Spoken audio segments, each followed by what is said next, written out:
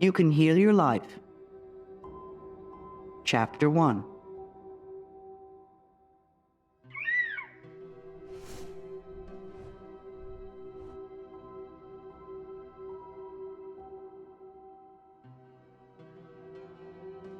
What I believe. The gateways to wisdom and knowledge are always open. Life is really very simple. What we give out, we get back. What we think about ourselves becomes the truth for us. I believe that everyone, myself included, is responsible for everything in our lives, the best and the worst. Every thought we think is creating our future. Each one of us creates our experiences by our thoughts and our feelings. The thoughts we think and the words we speak create our experiences. We create the situations, and then we give our power away by blaming the other person for our frustration. No person, no place, and no thing has any power over us, for we are the only thinkers in our mind. When we create peace and harmony and balance in our minds, we will find it in our lives. Which of these statements sound like you? People are out to get me, or everyone is always helpful. Each one of these beliefs will create quite different experiences. What we believe about ourselves and about life becomes true for us. The universe totally supports us in every thought we choose to think and believe. Put another way, our subconscious mind accepts whatever we choose to believe. What I believe about myself and about life becomes true for me. What you choose to think about yourself and about life becomes true for you. And we have unlimited choices about what we can think. When we know this, then it makes sense to choose everyone is always helpful rather than people are out to get me. The universal power never judges or criticizes us. It only accepts us at our own value. Then it reflects our beliefs in our lives. If I want to believe that life is lonely and that nobody loves me, then that is what I will find in my world. However, if I am willing to release that belief and to affirm for myself that love is everywhere and I am loving and lovable, and to hold on to that new affirmation and to repeat it often, then it will become true for me. Now loving people will come into my life. The people already in my life will be more loving to me, and I will find myself easily expressing love to others.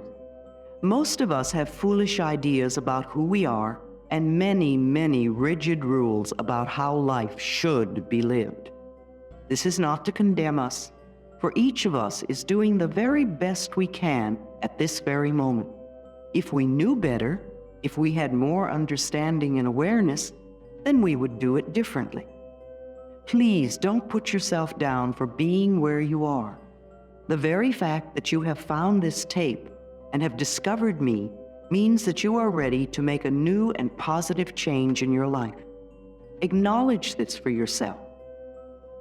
Men don't cry. Women can't handle money. What limiting ideas to live with. When we are very little, we learn how to feel about ourselves and about life by the reactions of the adults around us.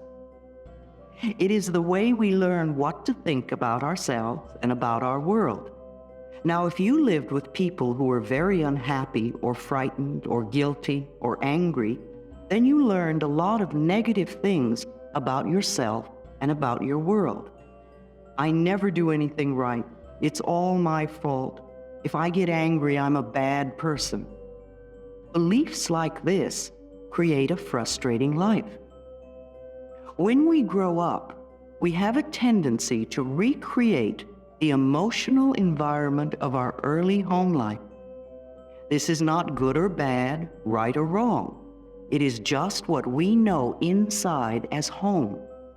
We also tend to recreate in our personal relationships the relationships we had with our mothers or with our fathers, or that they had between them. How often have you had a lover or a boss who was just like your mother or father? We also treat ourselves the way our parents treated us. We scold and punish ourselves in the same way. You can almost hear the words when you listen. We also love and encourage ourselves in the same way, if we were loved and encouraged as children. You never do anything right. It's all your fault. How often have you said this to yourself? You are wonderful. I love you. How often do you tell yourself this? However, I would not blame our parents. We are all victims of victims, and they could not possibly have taught us anything they did not know. If your mother did not know how to love herself, or your father did not know how to love himself, then it would be impossible for them to teach you to love yourself. They were doing the best they could with what they had been taught as children. If you want to understand your parents more, get them to talk about their own childhood. And if you listen with compassion, you will learn where their fears and rigid patterns came from. Those people who did all that stuff to you were just as frightened and scared as you are. I believe we choose our parents. Each one of us decides to incarnate upon this planet at particular points in time and space. We have chosen to come here to learn a particular lesson that will advance us upon our spiritual evolutionary pathway. We choose our sex, our color, our country, and then we look around for the particular set of parents who will mirror the pattern we are bringing in to work on in this lifetime. Then when we grow up, we usually point our fingers accusingly at our parents and whimper, "You did it to me."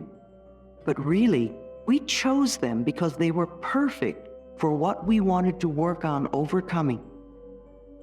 We learn our belief systems as very little children, and then we move through life creating experiences to match our beliefs. Look back in your own life and notice how often you have gone through the same experience.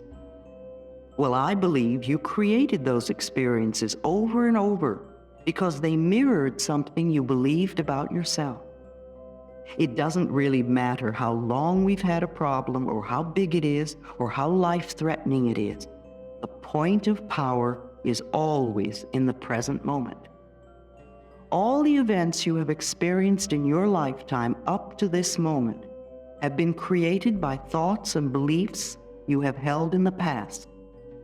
They were created by the thoughts and words you used yesterday, last week, last month, last year, 10, 20, 30, 40 or more years ago, depending on how old you are. However, that is your past. It is over and done with. What is important in this moment is what you are choosing to think and believe and say right now. These thoughts and words will create your future. Your point of power is in this present moment, forming the experiences of tomorrow, next week, next month, next year, etc. You might notice what thoughts you are thinking at this moment. Is it negative or positive? Do you want this thought to be creating your future? Just notice and be aware. The only thing we're ever dealing with is a thought, and a thought can be changed. No matter what the problem is, our experiences are just outer effects of inner thoughts. Even self-hatred is only hating a thought you have about yourself. You have a thought that says, "I'm a bad person," and this thought produces a feeling, and you buy into the feeling. However, if you don't have the thought, you won't have the feeling. And thoughts can be changed. Change the thought and the feeling must go. This is only to show us where we get many of our beliefs. But let us not use this information as an excuse to stay stuck in our pain. The past has no power over us. It doesn't matter how long we've had a negative pattern. The point of power is in the present moment. What a wonderful thing to realize. We can begin to be free in this moment. Believe it or not, we do choose our thoughts. We may habitually think the same thought over and over so that it does not seem like we are choosing the thought. But we did make the original choice. We can refuse to think certain thoughts. Look how often you have refused to think a positive thought about yourself. You can also refuse to think a negative thought about yourself. It seems to me that everyone on this planet who I know or have worked with is suffering from self-hatred and guilt to one degree or another. The more self-hatred and guilt we have, the less our life works. And the less self-hatred and guilt we have, the better our lives work on all levels. The innermost belief for everyone I have worked with is always, I'm not good enough. And we often add to that, and I don't do enough, or I don't deserve. Does this sound like you often saying or implying or feeling that you are not good enough? But for whom? And according to whose standards? If this belief is very strong in you, then how can you possibly have created a loving, joyous, prosperous, healthy life? Somehow your main subconscious belief would always be contradicting it.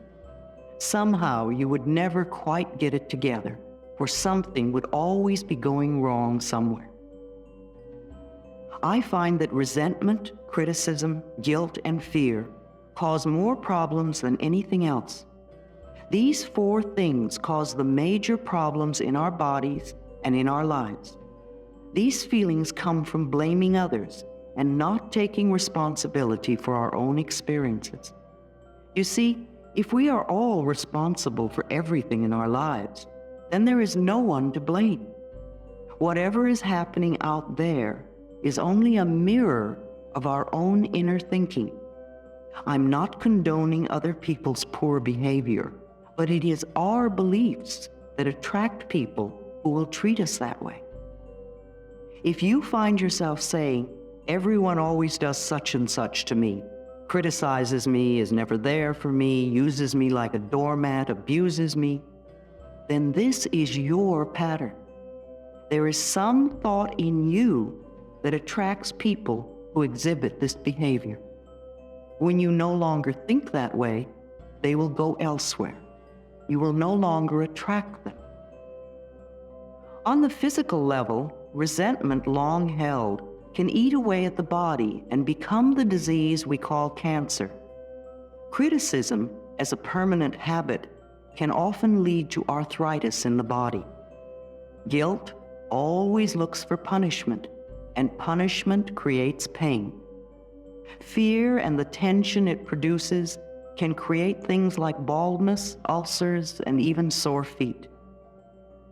I have found that forgiving and releasing resentment will dissolve even cancer. While this may sound simplistic, I have seen and experienced it working. We can change our attitude toward the past. The past is over and done. We cannot change that now. Yet we can change our thoughts about the past. How foolish for us to punish ourselves in the present moment because someone hurt us in the long ago past. I often say to people who have deep resentment patterns, please begin to dissolve the resentment now when it is relatively easy. Don't wait until you're under the threat of a surgeon's knife or on your deathbed when you may have to deal with panic too. When we are in a state of panic, it is very difficult to focus our minds on the healing work. We have to take time out to dissolve the fears first.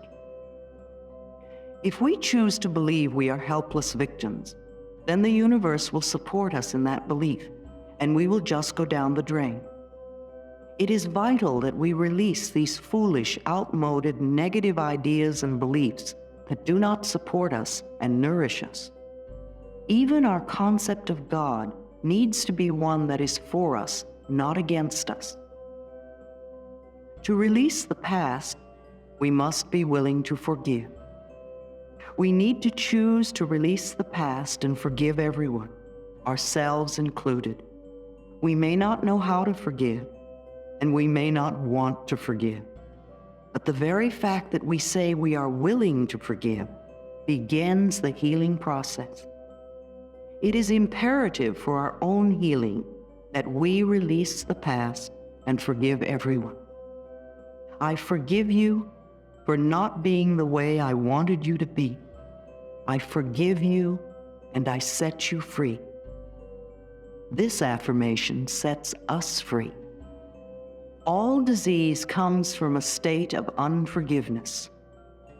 Whenever we are ill, we need to search our hearts to see who it is we need to forgive. The very person you find it hardest to forgive is the one you need to let go of the most. Forgiveness means giving up, letting go. It has nothing to do with condoning poor behavior. It's just letting the whole thing go. We do not have to know how to forgive.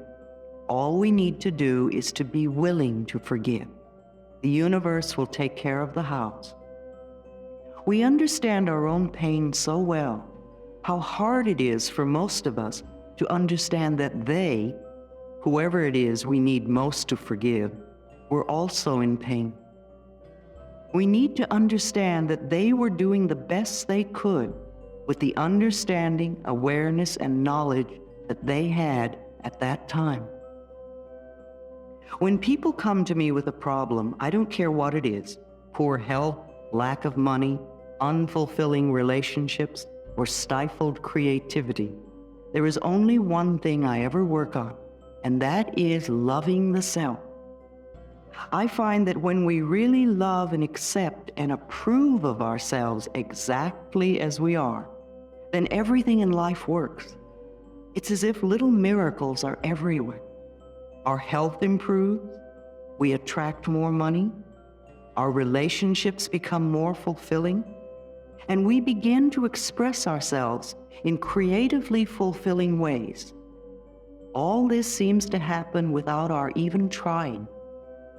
Loving and approving of yourself, creating a space of safety, trusting and deserving and accepting, will create organization in your mind, create more loving relationships in your life, attract a new job and a new and better place to live, and even enable your body weight to normalize. People who love themselves and their bodies neither abuse themselves nor others. Self-approval and self-acceptance in the now are the main keys to positive changes in every area of our life. Loving the self, to me, begins with never, ever criticizing ourselves for anything. Criticism locks us into the very pattern we are trying to change. Understanding and being gentle with ourselves helps us to move out of it. Remember, you have been criticizing yourself for years, and it hasn't worked. Approve of yourself and see what happens. In the infinity of life where I am, all is perfect, whole, and complete. I believe in a power far greater than I am, that flows through me every moment of every day. I open myself to the wisdom within, knowing that there is only one intelligence in this universe. Out of this one intelligence comes all the answers, all the solutions, all the healings, all the new creations. I trust this power and intelligence, knowing that whatever I need to know is revealed to me, and that whatever I need comes to me in the perfect time, space, and sequence. All is well in my world.